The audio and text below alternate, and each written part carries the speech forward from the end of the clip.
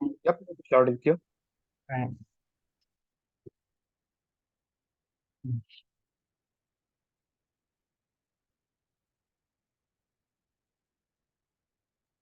The perception of being a king is one that is deemed to be like a fairy tale to most individuals. But I think there are several circumstances that need to be looked at and need to be compared upon towards an average individual and towards someone who's just going to completely change their life and become a king of a microstate.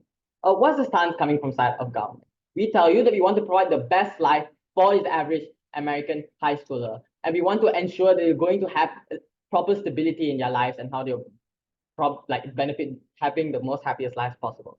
Before moving on to my arguments, few pieces of setup, right? Firstly, let's talk about how actually that American average individual actually looks like before finding out. It just maybe looks like living with relatives, for example, or living with caretakers.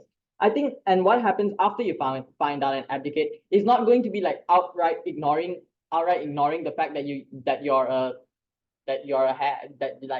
kid of a king or whatever. I think you're still likely going to get financial benefits as it's also part of your family. It likely means that you're going to also get some form of funding. You're still going to have that sort of funding from your family because they have the obligation to actually protect you. And also likely means that that family has been funding you throughout your whole life as well. So I think in terms of like a poverty, I think you're likely also going to have a lot of money. You're going to have sufficient amount of money. Even if it's not as much, we tell you it's still one that you're able to live your life with. Thirdly, and I think this is more important about the characteristics of being a monarch itself. I think being a monarch looks like having a completely different lifestyle. It looks like having to attend ceremonies, dressing a certain way, speaking a certain way, and oftentimes these are all things that you're taught at a very young age as a prince, where you grow up in different surroundings, where you grow up in like elite schools, for example. These are all things that average American high schoolers are simply not used to. And I think it's important to acknowledge the vast difference in how these are characterized, right?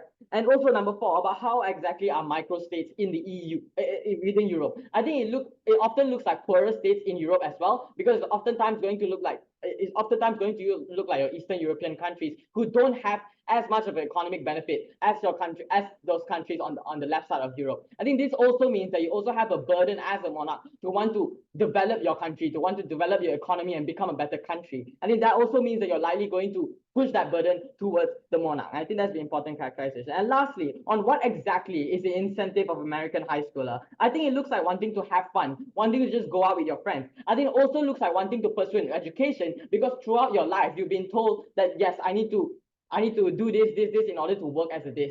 Like things like pursuing your dreams, for example, all these will be eradicated by the mere fact when they tell you that you're going to be a monarch. I think all this takes away what all your goals were from the start of your life because recognize for the last 18 years you've been told that you've been told that you need to be going through this education system, you need to be doing this, doing that, and your mind has been set towards doing all those things. And opposition will probably try and say, obviously, yeah, like obviously people want to be kings, right? But I think this is not true because oftentimes being a king means that you need to go through all these processes, and all these processes are not ones that are just easy to go through because given you need to be able to go through all these things from birth because it's something that is hard to take up. Like you can't just transition from being a normal high schooler to becoming a monarch. Before I move on to my arguments, any PIs?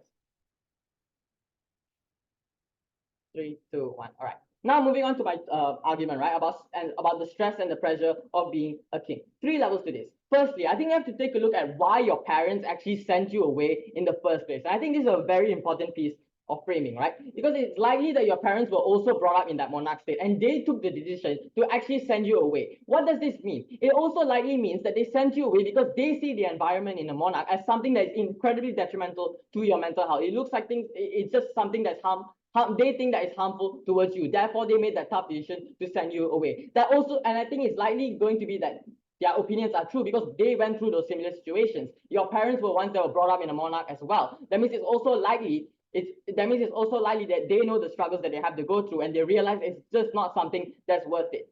Second level, on how coming back only makes it something that is more difficult. So given that you've already been sent away for like 15, 16 years, it also means that for a large chunk of your life, you've already not been trained or you've not been like taught how to actually be a monarch.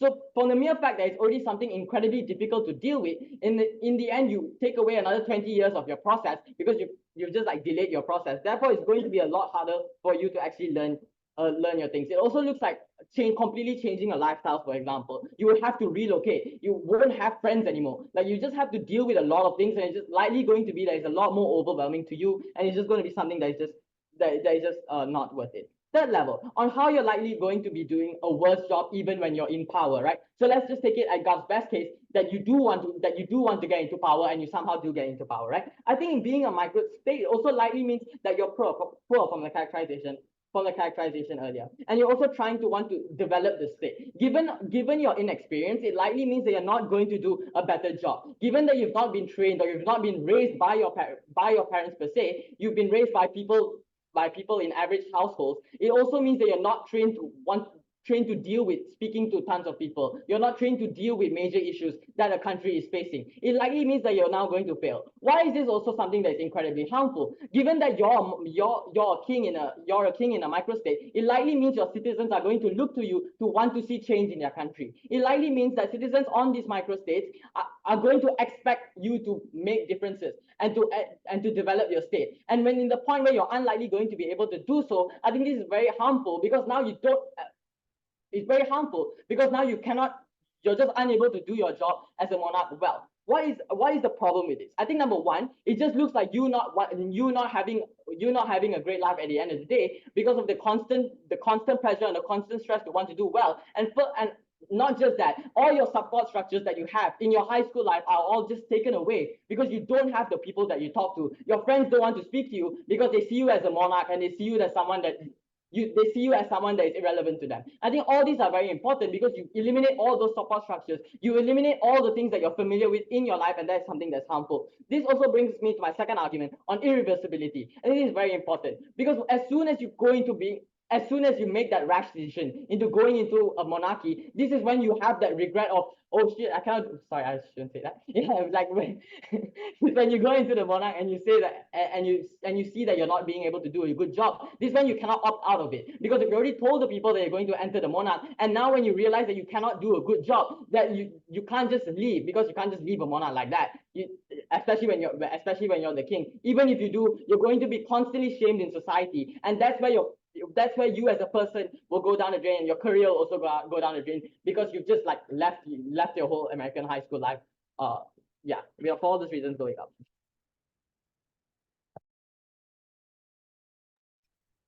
Thank you for that fine speech, calling leader of opposition.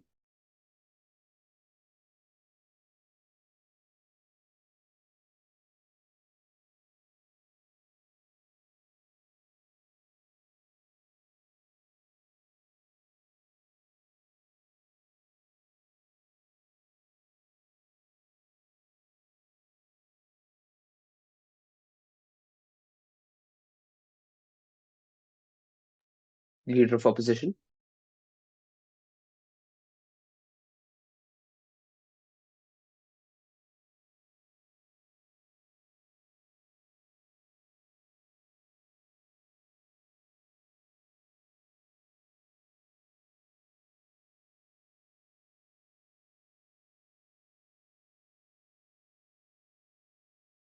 Leader of op, are you here? I can see you speaking, but we can't hear you.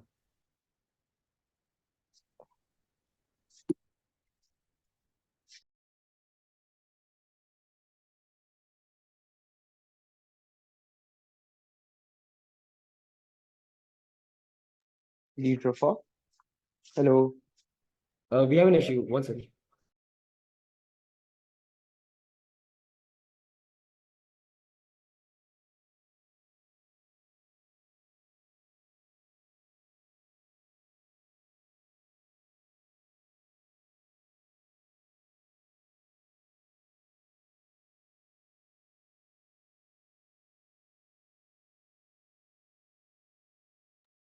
Hi, so this is getting a bit delayed. If Excuse me, am I possible, yeah, that's great. Oh, okay. That's okay. There seems to be some sort of echo though. Could you check? Yeah. Is it fine now? Yeah, much better. Okay, thank you. Yeah, I'll be starting in 3, 2, 1, go. Panel, picture this. You are an American high schooler and you win the lottery. Are you going to grab the opportunity and redeem your money? Or are you really going to worry about the difficulties you might face later on with how you're going to handle the money? Obviously, the first one, you're going to grab the opportunity. This house would not abdicate. Panel, before I start on with anything, I would like to make a lot of clarification in today's debate. Panel, firstly, I would like to clarify they're not taking on the throne at the age 15 or 16. As the info slide clearly states, we have the PR to assume, like said in the info slide, they are going to be prepared to do all of those things and they are going to be trained enough. So like later on in the future, at some point of time, they'll be inheriting all the throne and all the wealth and generational legacy and all of that. Panel, please note that this motion is not about the problems these people might end up facing in the future, or if they'll be efficient enough in doing the job, etc. Rather, it's about you being an actor in today's debate and why you personally would wish to take up the throne, i.e. it's not about the future problems and things like that. It's about why you as an individual would want to take up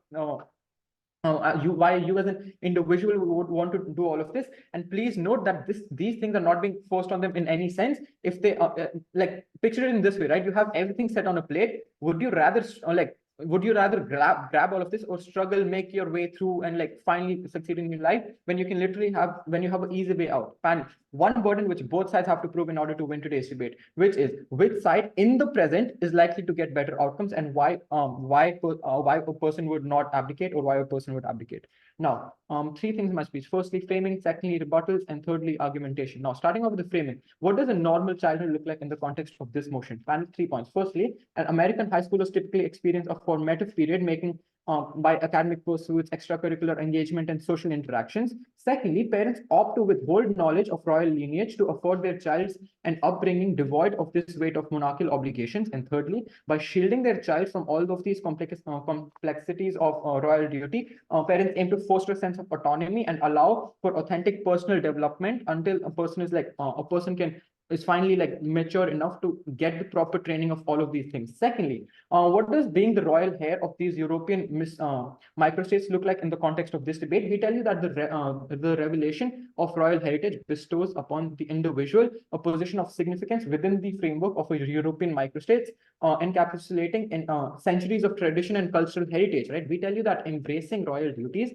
affords access like elite education, resources, influential networks, empowering the individuals to affect like a positive change both on local and global scales. Now that we've done some basic framing, let's move on to some rebuttals and like let's look at a few pieces of framing which team proposition had done in today's debate.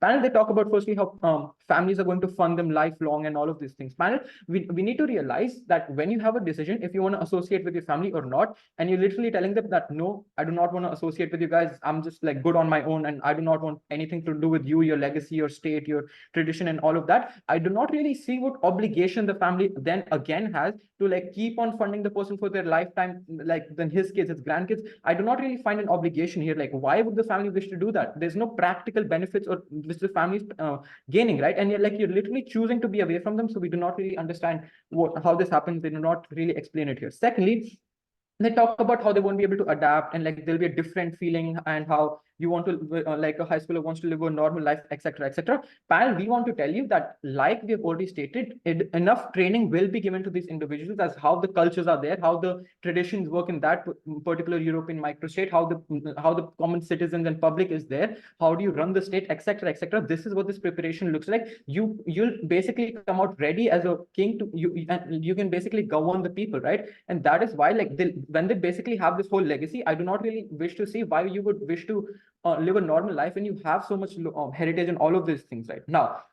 Let's talk about their arguments. They talk about two major things. Firstly, how they're going to be sent away and then brought back. They won't be able to adapt. All of those things, again, repeatedly come on in their speech. And secondly, they talk about how you cannot really develop the state because you do not have enough experience. And all of these things are only contingent on the fact that you're picking up a random stranger from the street and be like, okay, go govern a country. That is not how this thing works, right? In the info slide, it's clearly mentioned that at 15 years old, or like whenever you're a high schooler, approximately 15 years old, you're going to be told that, okay, you have so many, you have like this whole European microstate. You're going to be given enough, like a lot of years of preparation, training as to how this thing happens. It's like, and like, you're going to be given time to prepare and all of those things. Now, moving on to my arguments, right? One major principle argument here, principle for better life.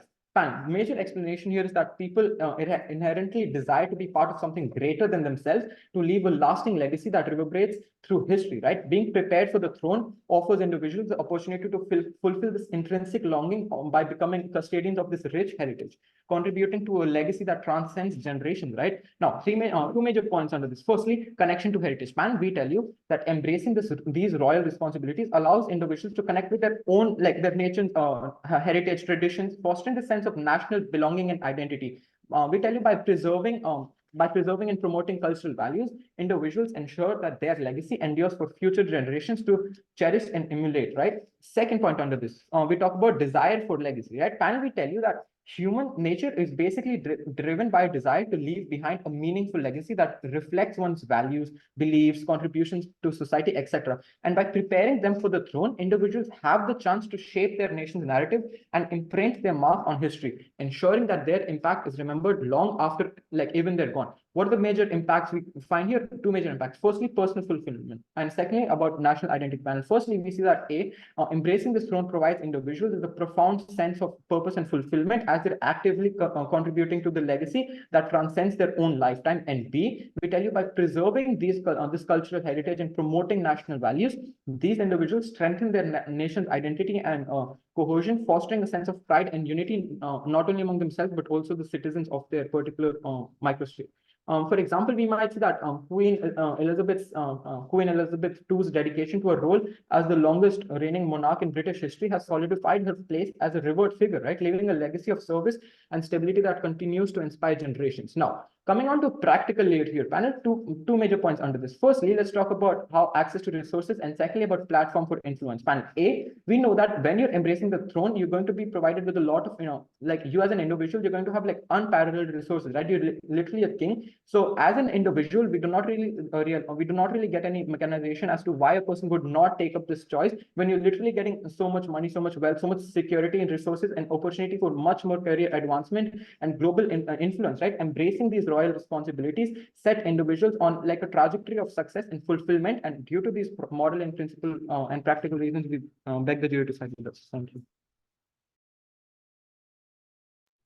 Thank you for that speech. Calling Deputy Prime Minister.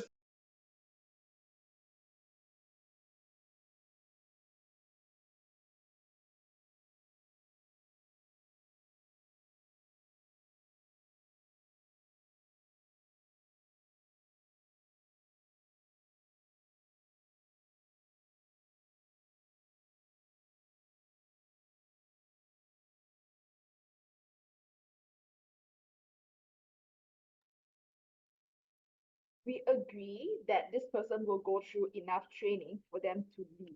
But what they haven't been listening to and why the rebuttal misses the nuance is because, firstly, we say that the process of training, especially if you want it to be adequate for you to truly transition from an American high schooler to become a leader of this European state, is one that's immensely stressful and is one that a high schooler does not want to go through. Secondly, then what we say is in terms of like, even if there's enough training, your intrinsic values and the fact that you grew up in an American state means that it's really hard for you to transition even if there's adequate training. Therefore, I don't think it's enough for government to just say that there's enough training. The second thing I want to point out then is that this person is likely to grow up in America, which means then the person goes to an American school and they are likely to not have any contact with their family. If they had contact with the European monarchs, they are likely to know that they themselves are the monarchs. So it's in the incentive of the family then to not let this person know that they are a monarch and not have any connections whatsoever. So this means that this person is likely to grow up as a full-fledged American as per the Infoslide. And in order for them to have a normal childhood, the only way for you to do so is to live like any other American. And we think this person is very likely to assimilate because of the peer pressure in American high schools where we see there's a lot of bullies and whatsoever. This means that you are unlikely to have whatsoever heritage that you have because the cultures that you practice and the values that you believe in is not European values and is not the values of the state. It's American values of liberty, freedom, and democracy, which is why then the arguments in opposition just cannot work. There are a couple of things then I will deal with in this debate. Firstly, I want to deal with the clash on whether money or freedom and well-being is more important to an average American teenager or for an average person that is raised in America. Firstly, then, I want to rebut the core of this, which is the largest rebuttal and argument coming from side of Gov. Because the main premise of proposition and the premise to their whole case is to say, you get money, American person love money, money good. But they don't actually explain why you have that much of money to begin with. Firstly, then we pointed out, you're unlikely to have a lot of money to begin with because this country is one that is poor. This country is one that is not doing well economically. Even if you're doing okay, you're unlikely to have as much money as what the British monarchs get because British is the richest state comparatively. We see that in the EU, a lot of states are very poor, especially in Eastern Europe, in comparison to larger states that dominate the whole market and dump their products into your place, which is why then these countries are unlikely to have that much of money to begin with. But secondly, then, because of the current scrutiny that's going on, we have seen a trend of individuals criticizing monarchs and thinking, why are they taking our money, or why are they spending all of their budgets on their personal things, on their like luxury and on their jewelries when the people on the ground are suffering? This is especially true in the European state that is very minute because these states are unlikely to be flourishing economically, which means that the large amount of people, even though not in poverty, are to some extent may or may not be struggling, and the amount and the percentage of people who are struggling in poverty is significantly larger than any other European states. This means that there will be a lot of pressure to take more money to fund the individuals on the ground instead of like funding the monarchy and giving the monarch a lot of money to spend. This is why then you're unlikely to get immense amount of money as what proposition tries to claim. But I think on the comparative, we still have money on our side of the house because we still have these people funding them. The reason as to why then your family is like to fund you is because if they cared about you so much to the extent that they're able to fund you, thank you, for the first 18 years or 16 years of your life, to the extent where you're able to like study in America, or like them wanting to protect your childhood means that they're able to like, they want to care about you to a certain extent. Even if that's not true, I think like it doesn't matter. Because if you studied in America and like you are connected to them, which means that you're like to have a good education to a certain extent, or even if not, then you're like to still be able to succeed and be an average worker. We don't think that's something that is bad. Why is that a very meaningful comparative? Because even if you have a lot of money on you later, you cannot spend it meaningfully. Because of all of the restrictions, you cannot go to a bar with your friends. You cannot go to the water park and play. You cannot spend time hanging out with your friends, and you cannot spend it on anything and everything that you like. You cannot go for the yoga classes that you love. You cannot continue to go to whatever places that you like to visit in America. But on our side of the house, only then you can spend it more meaningfully. And only then when you have like lesser money, we think the meaning that comes with that is significantly more on these individuals. We think that on a comparative, this individual does not want any restrictions and don't want anyone to go through their accounts and not letting them spend on things. But on our side of the house, you can spend it on whatever you want, like to a certain extent. And we think that is more important than the quantity of it. Before I go on, I'll take your point. POI? Yeah. How do you mechanize security of an individual's future when they abdicate? I think you can work a job. I think that's pretty clear. Or like your family is to fund you anyway. Even if not, then I think a lot of people do succeed, especially when you're from a royalty, which means that for the first 18 years of your life, you probably had good tuition and good money, which means then you're likely to be able to succeed on our side. Even if you don't, we think it's okay being an average individual as long as you get freedom. The second part then is to talk about individual liberty and freedom and why this is something that matters the most to an average American individual. Because we have to understand that this individual studied in the United States, which means that the value that's ingrained and the propaganda that is absorbed by this individual is likely to be one of American beliefs. What do an average individual in America believe in? They believe in freedom, they believe in liberty, and they believe in democracy. We see a trend in America that are unwilling to take up hard jobs that like significantly cause them stress, and are willing to live a normal life insofar as it's one that gives them more liberty and freedom. This is something contrasting from Asian values, where we're like willing to go to the extent of like extreme stress in order to earn money. This means that to some extent, individuals in America is one that values your mental health and your liberty to be able to make decisions. We think in America, this is the utmost important thing in all of the policies, especially the policies that are spread in the Cold War, or the policies by individuals spread in order to promote democracy and justify the war on democracy. But I think that the general narrative is one that feeds on the importance of democracy and personal liberty, which is why it's so harmful on side of opposition, because you have to dress a certain way, you have to act a certain way. You are no longer yourself. You have to be the European monarch. You have to change your whole personality. This is detrimental for an individual, especially for one that values personal liberty. We think that significantly harms your mental health because you lose yourself. We would rather lose money than being forced to lose yourself for the rest of your life and having no opt-out of that. This also goes then to the second impact, that you likely do not agree with the concept of monarchy to begin with. We don't think this is something that aligns with your values. At the end of this speech, I want to say that sure, at the best case, you get money, but on proposition, you lose anything else but money, which is why then they ought to lose this debate. So proud to propose. Thank you for that speech. Calling DLO.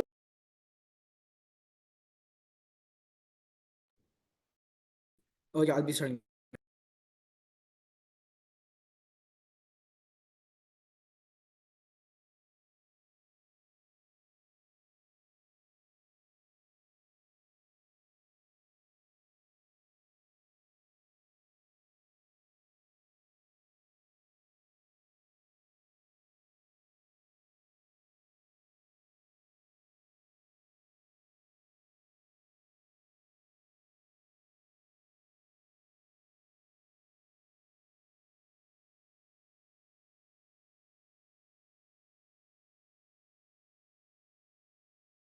Am I audible and visible?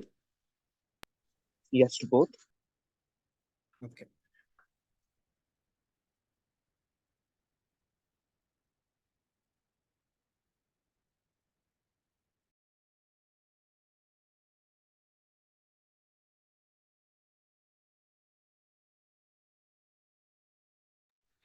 I'll be starting in 3, 2, 1, go.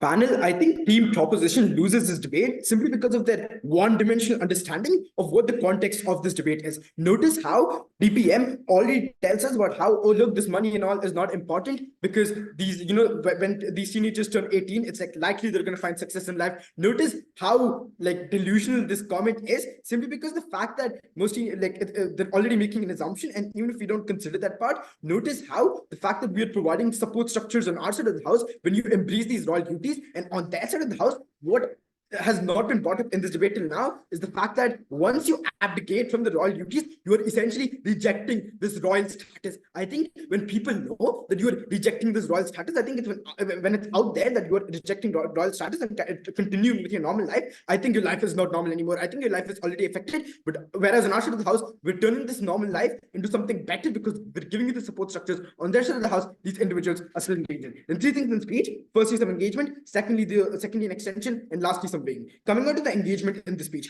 3 points of refutations. Firstly, they talk about how there's a feeling of regret. The PM talks about how there's a feeling of regret when you don't do your job properly as the heir or monarch. 4 responses to this. A, firstly, notice how this debate is not about the outcomes of the future. This debate is strictly restricted to the present and what decision is likely for this individual and what is better for this individual from their perspective, from their point of view. This is an active debate panel. Please note that. B, notice how this push is still contingent in the fact that an assumption is being made on that side of the house that they will fail and they will feel regret. C, notice how this is actually less likely simply because we're already by the motion we have the fear to assume that they'll be preparing. This is less likely that they will fail. They will fail simply because of this preparation.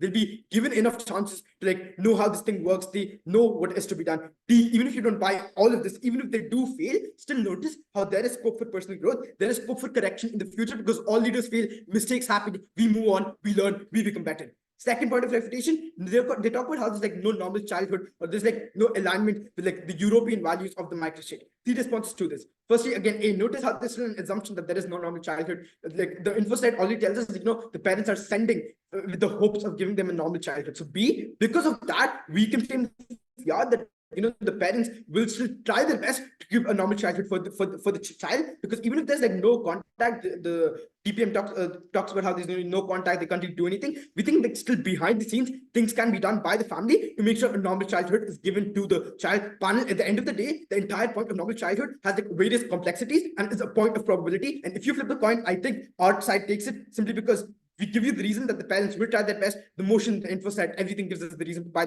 a normal childhood is possible on our side. You can't really bring up the point of normal childhood in this debate. It's all based on probability. Now, lastly, notice how they're like essentially ignoring the scope for like cultural adaptation, keeping in mind the preparation panel. Note, preparation means there is a lot of scope for cultural adaptation. This alignment with European values that they talk about, there's enough time for all this. All of this is still possible because these people are being prepared. These people are being put on the path for all this. Lastly, point of the preservation of normality. They talk about how, oh, look, you still can't go hang out with your friends. You still can't, go to the movies, do this, that, blah, blah, blah. Panel A. Firstly, that's again an assumption. We don't really have enough info in this debate about which European microstate is this, what kind of rules, what kind of laws, customs, regulations are there. All of that, again, based on an assumption. Even if that is not true, we notice how there's still like scope for retaining individual agency sometime in the future, because sometime in the future and in the present, simply because these people are being given a lot of resources, they essentially claim a lot of influence, have a lot of power. Then see, notice how they can like still schedule a lot of the time for like leisure time, because even if they are in preparation,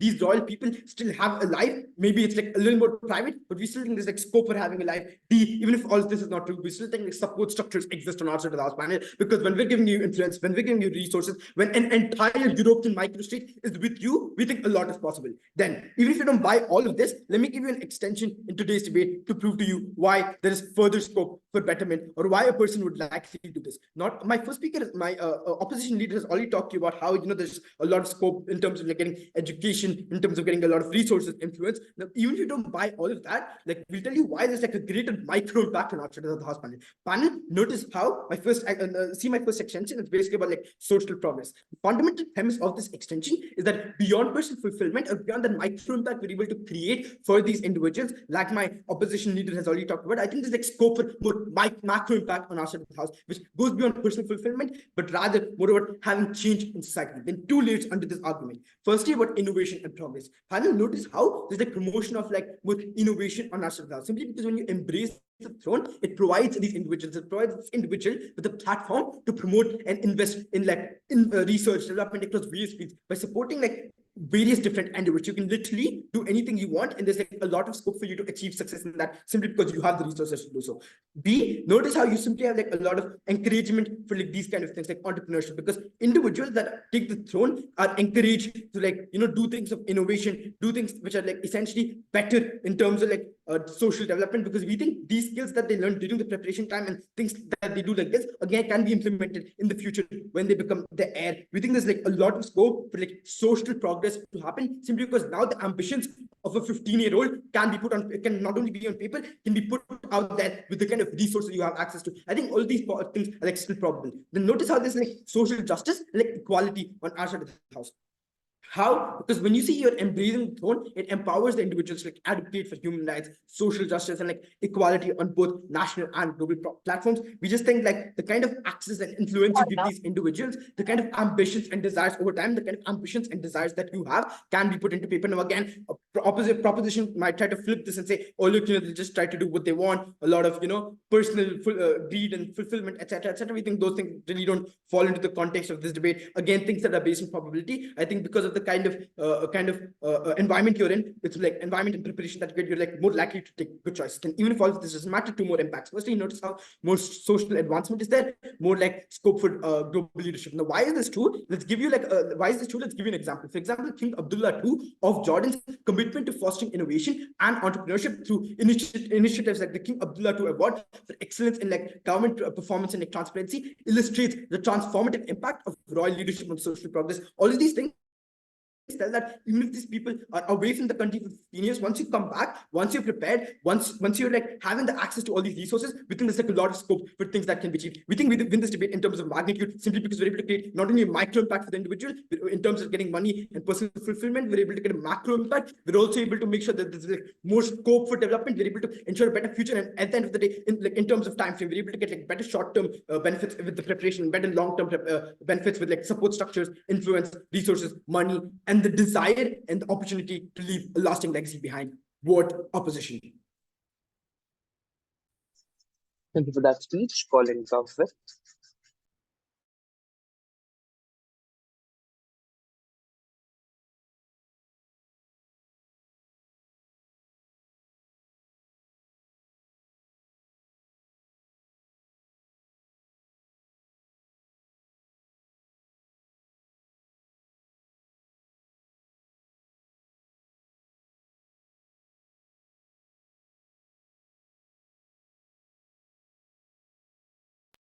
Am I audible, visible? Next to both. Thank you.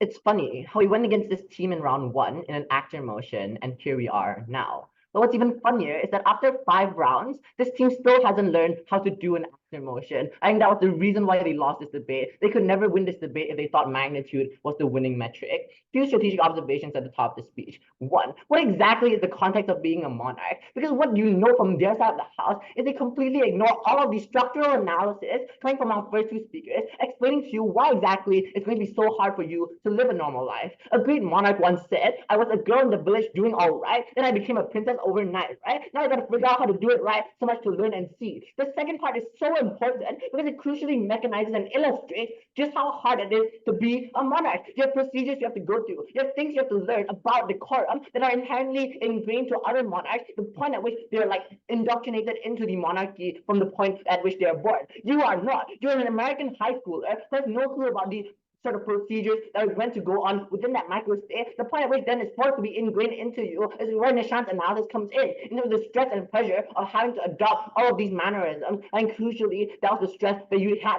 to deal with on the side of opposition. Even Sophia herself is forced into delusion to cope, right? Talking to animals and imaginary princesses that come out of her necklace, right? I think in status quo, it's still the same thing. The relationships are also dictated, right? Look at the Japanese princess who left the royal family just because she couldn't love the man that she wanted.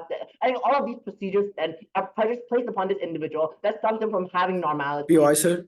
This is the analysis then that you had to deal with on their side of the house. The importance then of this observation is that the recharacterization from government or the attempt at recharacterization was insufficient to frame out our entire case, right? At best, it was mechanistic quibble that really didn't push a coherent claim, right? They had to prove to us why exactly all of these structural reasonings are not going to be mechanized. That's why they couldn't buy this. I'll take you in a bit. But second clarification, because then they go delirious, right? Because somehow they start arguing about innovation and how suddenly you're going to want to care about the entire society, right? But I really don't understand what the ambitions of a 15-year-old are going to be social equality, right? Because if it's true that on their side of the house, they care about proximate issues that matter to their own life, I'm unsure then why on their side of the house suddenly, oh, I'm going to care about gender equality or racial equality in a country that's not even yours, right? Just no, you're American. Like, why do you care about a European microstate and the state of affairs within that state? But also know how it's contradictory, right? Because they tell you in first speaker, oh, you want to care about the short-term benefits to your own life, right? But somehow then they also care about like equality for like the greater society. Then we'll explain why. We'll explain why legacy then is far reach on their side of the house and why it's never something that could be mechanized on their side of the house. But the impact of this observation then is that magnitude was never the incentive for these individuals. For those reasons, then you couldn't just buy their innovation argument. It was just like a straw man. 4 more, the clashes go. Does the speaker realize they have the burden to prove that all these structural reasons they give have to be factored in by that individual while making the decision? They need to prove why this is likely. Yeah, I'll talk about this right now, right? First clash then, in terms of this incentive analysis, let's take a look at their case and the sort of structural reasonings that they try to ground in their arguments, right? Just note their backing the argument of becoming a monarchy, like becoming a monarch is cool, yippee, doesn't really work. 3 responses under this. 1, you're still a rational actor, right? Which means you're going to understand duty and responsibility, which means future struggles that might happen to you are also have to be factored in by the individual. Because you're becoming a monarch, right? You're not just saying like, oh yeah, I can become a monarch, yippee, I can opt out whenever I want. Well, the point at which you become a monarch, it's incredibly hard for you to opt out of it. That's why Nishant told you that's such an important decision in your life, right? Because it's something that's irreversible. It's something that's going to dictate the way your life is going to be run the rest of your life, right? I think especially then when you have to learn everything in a short span of time, when you have these sort of things, such as like a condensed education, or forcing everything into your brain, offering all these mannerisms into you, then you create far greater stresses for this individual to have to go through, right? I think likely this individual is going to care about this because they understand that in status quo, becoming a monarch is not so easy, right? Becoming a monarch leads to a lot of responsibility. And on top of this, right, the point at which you choose whether or not you want to abdicate, your family's probably going to tell you, oh, this is what it entails, right? This is what you have to do. Likely it's going to be a really long list. You can't just like be on their side of the house that you don't need to care about anything. But 2, do people really want to become monarchs in status quo, right? So they'll deal with their best case scenario in terms of like, oh yeah, monarch, cool, yippee. But here's the thing, right? I think a lot of times it's largely just coercion into wanting these forms of life, right? You look at like Tsar Nicholas II back in the Russian Revolution, right? He just wanted to spend time with his family, but then he was forced to leave, right? Which led to a really bad war. Insofar as individuals don't actually want to opt into it, they instead then forced into these situations, right? I think a lot of the time then, the reason why you have abdications, or the reason why you have people leaving the royal family is because of these social pleasures, is because of all these factors that force individuals to have to reconsider and want to opt out. At the point at which you opt in on their side of the house, it's incredibly hard for you to opt out, because even if you do, you're going to get so much ostracization, your family's not going to like you anymore. All of these harms then only accrue on their side of the house. But lastly, this is whether or not legacy actually matters to this individual, right? We tell you legacy isn't going to be your primary objective, right? You're a high school kid, for God's sake. If everyone did care so much, you would see libraries jam-packed everywhere you go, right? People still have fun inside of school. People still go karaokeing. People still go ice skating. That's the whole reason why legacy isn't the primary objective of individuals, right? Especially high school kids who just want to have fun, who just want to live their life. This is more proximate impact to these individuals, right? I think the weighing here is very simple. In terms of proximity, these are incentives that are more likely to care more likely to matter to this particular individual than all of the far-reaching concepts that they try to push to you from gut. But what's our case then? Firstly, we told you what you want normality, right? You want to have a normal high school life, that idealized college life that you see in the American movies, for example. Because we tell you on their side of the house, when you have the PR of a monarch, right? All these restrictions, all these bodyguards, because you're a famous person, likely then all the theoretic of like, oh yeah, you have power structures anyway, it's going to be fine, doesn't really work. Because ironic, they don't actually have structural reasoning for all their support structures. Which means likely you're not going to be able to do things like have your first kids or go to clubs or hang out around campus, right? These are all things that you are unable to access on their side of the house because you become a monarch. But secondly, thing we told you, expectation and pressure, right? Which is probably even worst case because you're an outsider to the nation, right? Which means people even put higher pressures on you because you're not someone who's come from their own state in order to govern them, right? And like expectation from the people who need to do well is then going to be paramount, right? And to have decorum as well on top of other things that we told you earlier, right? You're going to get constant pressure from your people. This is not a life that this individual would want to opt into. But lastly, in terms of liberty, right? Because this is a European microstate, it's not going to have the principles of freedom and liberty that you're used to in America. The way here is on likelihood, right? Which side of the house is more proximate to the actors' incentives? On our side of the house, when these are active things that harm your quality of life on a day-to-day basis, there's likely something that you're going to want to opt into. But secondly, in terms of security, really quickly, right? I think we clearly took this down very clearly from Super HB. Firstly, in terms of how your family probably cares about you, right? Because they send you to America anyways, they're not just gonna ignore you, right? But secondly, you also probably got a good education, right? You weren't just sent to an orphanage. Their analysis then was dependent on you being poor, right? Which is really hard to buy, especially in a land of free enterprise, right? Where you can just put your heritage in your resume, etc. The average high schooler then will be somewhat far off. I think the worst case scenario, we're willing to trade this off anyways, because you can't spend money freely on their side of the house. You have all these pleasures from the monarchy. For those reasons, you had to side with Gov.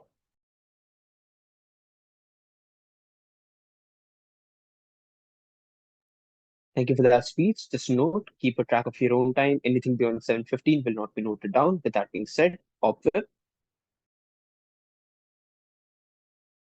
Give me a few seconds.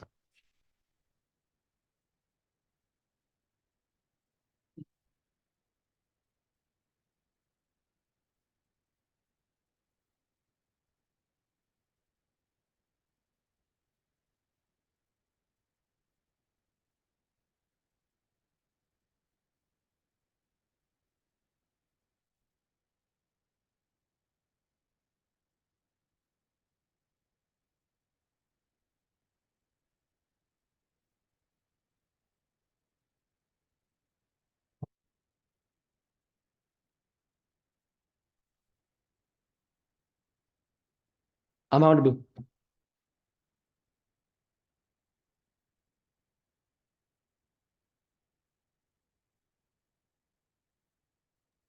Yep, you're audible. Starting my speech in 3, 2, 1, go. Panel, as a high schooler, I have two options. Money, influence, legacy on one side, and boring structural reasons given by team government on the other. Which one will I choose? I think it's quite evident by the fact that government does not realize that this is an active motion, because as a 15-year-old, they need to prove that. Why would you actively choose not to lead a better life, a more secure life? I think all of these reasons point out when government's entire case is contingent on the fact of what if they fail and other assumptions. rather than debating on what is happening in the present rather than outcomes in the future. So as a 15-year-old, why would you factor in all of these other things that are going to happen? I think the way government debates as if the high schooler becomes a monarch immediately as a high schooler, I think that is the way they engage with the motion. I think they never really seem to understand, and they never really seem to engage with the fact that the high schooler would have preparation. They have support structures, and when an entire European microstate supports you, what's the worst that can happen? I think after 5 rounds of debating, I think it's kind of funny that all their structural analysis comes at third speaker. I think they needed to bring out a lot of these points way before, but I'm going to be charitable and engage with all of them. So 3 things in my speech. Firstly, I'll engage with whatever government has told you. Secondly, I'll be giving clashes on different layers of analysis. And thirdly, I'll weigh the debate on 3 different metrics: magnitude, vulnerability, and time frame. I think they flushed out a lot of points throughout all the 3 speakers, but it was never really structured. It was never really proven to the fact. And most importantly, it was never really tied back to the motion we have at hand. This house would abdicate. That means as a high schooler in general, why would you abdicate? I think their burden was then to prove, as a high schooler, why would you abdicate? They were never really able to answer this one question. And because of this strategic error, where they were really never able to do anything at all, other than giving boring structural reasons about how you may fail, how you may regret it, how you might not have fun with friends, I think all of these things really don't make sense, as a fact of which they're giving you support mechanisms through which you're most likely to succeed. You're most likely to be able to make an impact. And I think the way government approaches this about how all high schoolers aren't like them. Like, I think the fact is some high schoolers do have ambition. Some high schoolers do want to leave a legacy behind. And I think these are opportunities that are therefore given when it's there only in our side of the house. I think what they then try to flush out is that family is still likely to give funding, hence they do not need to suffer. To response to this, they don't really have the fiat to assume this. And my second response is, where's the reasoning? We give you reasoning, but that certainly doesn't happen. So when you actively choose to be away from the throne, to have nothing to do with the family, why would they support you? Why would they give you financial backing? I think these reasons that you ask them, really, they never answer it. So secondly, they talk about how citizens will look up to you. You may regret if you're not able to do a good job. I think you have preparation. You're not, as a high schooler, taking the throne. You are getting prepared so that in the future, wherever that future comes, you take the throne. And I think that is a really good opportunity for, as a person, to lead a more fulfilled and a better life, because you're able to actively change the lives of people.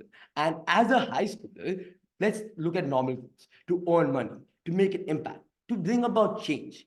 When all of these things are put on the table and other boring structural reasons given by government about how they might likely fail, which certainly won't happen because of support mechanisms, because this entire European microstate wants you. See, then they talk about the culture you practice is way different. This really doesn't hold a lot of relevance in this debate, and I'll give 2 structural reasons why. Because you can adapt, you can integrate, and you can understand. Secondly, symbolism and tradition, because they are your real parents. They have actively put you to have a normal childhood, and this is your future that you were supposed to have. When all these things come to your mind, how does this make any sense? This doesn't correlate to them actively not then taking the throne. This gives them more reasons to take the throne, inherit the throne, because they want to make a difference. I think then they talk about how you will lose yourself. 3 responses to this. I think it's contingent on a lot of what ifs. Secondly, we provide support structures where they're less likely to fail. I think the probability that they ride on is so low that the fact in which they're trying to keep that probability as their entire case surprises me. Thirdly, this promotion of innovation and progress, social development. But what does government tell you? They tell you, why would a high schooler care about social issues? The thing here is, at least there's some amount of scope on our side of the house. On their side of the house, there's none. I think they got this debate completely wrong because they understood the clear fundamental values that you were supposed to debate with. The fact and matter is that they really need to give you structural reasons as to why a 15-year-old high schooler, a 16-year-old high schooler would actually choose to abdicate from your royal duties. Also, let's also talk about a scenario where, okay, these people have rejected the throne. They want to lead a normal life in sense. That's really bad because it comes out that this person has rejected the throne. A lot of bad scenarios can thereby happen from this, which is not necessarily good for the life of the person. Now, moving on to my clashes. My first clash, which is a principal clash, is the very principle of trying to make an impact. So let's talk about historical impact, long-term vision, and stewardship of resources. I think under all of this, you have symbolic importance. We're able to, the role of a monarch holds symbolic importance for many people. You're able to etch yourself in history. I think they really needed to prove why would you abdicate a throne as a 15-year-old, as a high schooler, when you really don't factor in all of these other things. And I think they really need to understand how to debate and act emotion. I think also on the practical side, which side is more likely for the high schooler to lead a better life. When you have access to resources and opportunities, when you have people who are supporting you, when you have a lot of resources, when you have financial security, when you have a support system, I think the chances of you failing are very minimal. While the chances of you not living a dignified life, not being able to achieve anything, is much higher on their side of the house. I think as our side is enabled to give a high schooler a much better opportunity to live a much better life, why would we not take it? Side opposition. Thank you.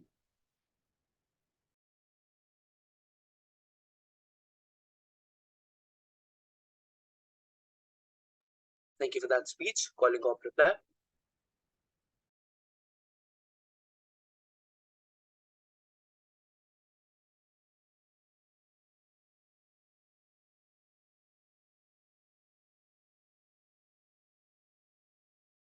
Yeah, I'll be starting in a few seconds.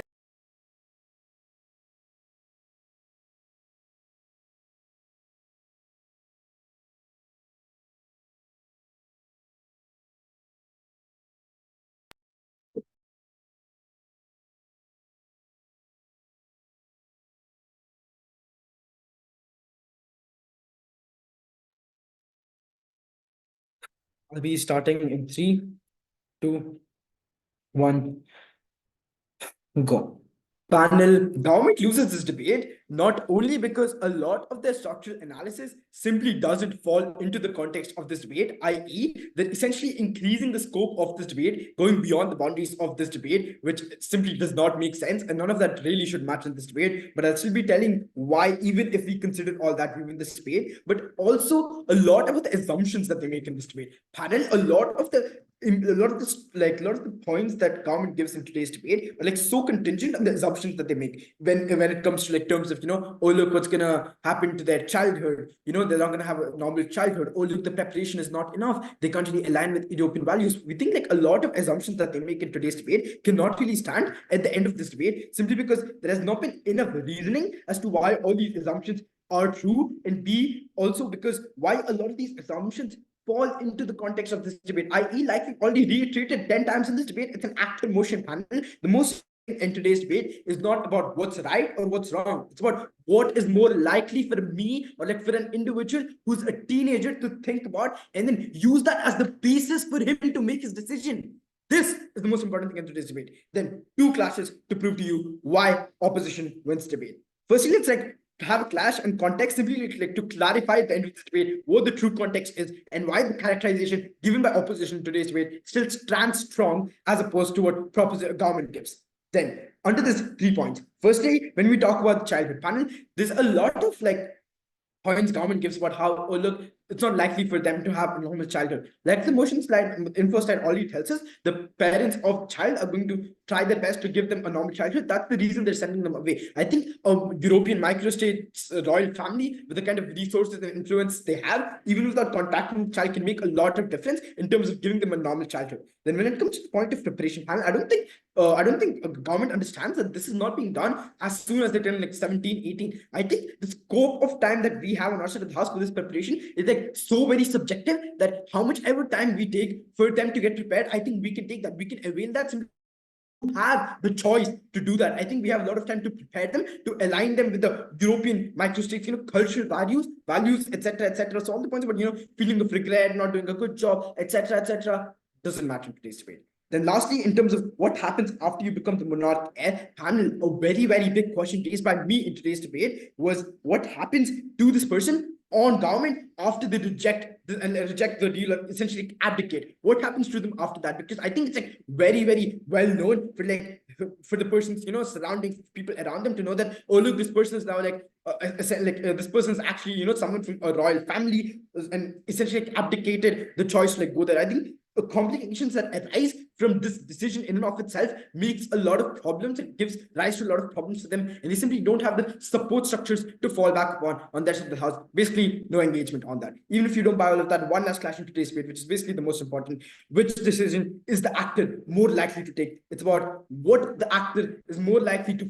factor in while they make the decision. This house would abdicate. This house, as the individual, would abdicate. Why would I, as an actor, what would I, as an actor, factor in while making the decision? We also raised a POI about this in government web, obviously ignored because they have no response for it. So then moving on, even if that doesn't matter, let's see who has better outcomes for these people. I think we're able to prove we have better outcomes for these people, not only on a micro level, when they get better education, they have a better platform to do things they want, they have better opportunities, they have the chance to leave an etching legacy behind. We've also given you enough examples in today's debate to prove why this is likely to happen, as opposed to opposition, where they only talk about how, oh look, when they turn 18 because they're an adult, it's likely they're successful. Yeah, that makes no sense. So considering all of these points in today's debate, I think considering both the clashes, both practically and both considering what is right for this person and what is the person likely to think while they're going to make this decision, I think it's Vorasky crystal clear that opposition takes this debate.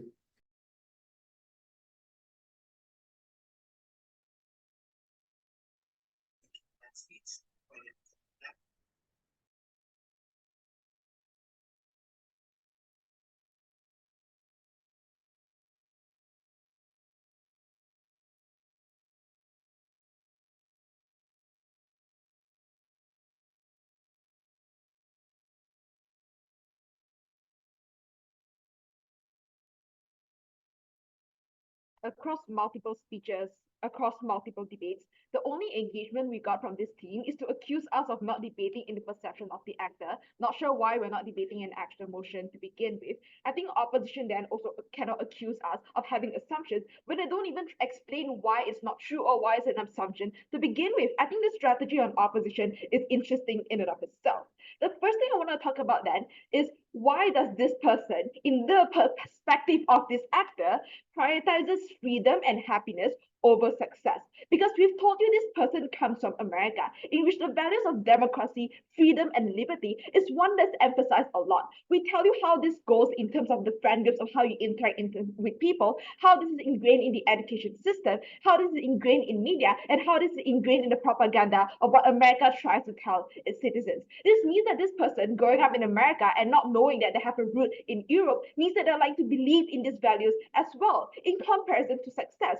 On the comparative, opposition then never analyze or explain why success and legacy, or even money, is one that this American citizen or a person that grew up in America values to begin with. On this, I think we've already won in terms of actually debating the actor motion.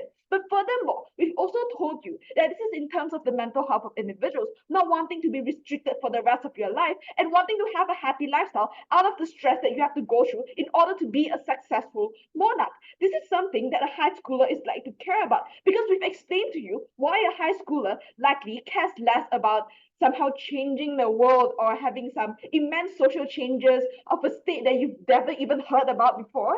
In comparative, as a high schooler, you want a stress-free life. You want to hang out with your friends. This is something that's more proximate to these individuals, unsure as to why opposition never rebutted to this to begin with. With that being said, we've already won in terms of analyzing why this person cares about freedom even more, in which opposition never rebutted to. Therefore, even if all of the arguments on opposition in terms of success is true, we've explained to you throughout the speeches as to why success was never important to this person to begin with.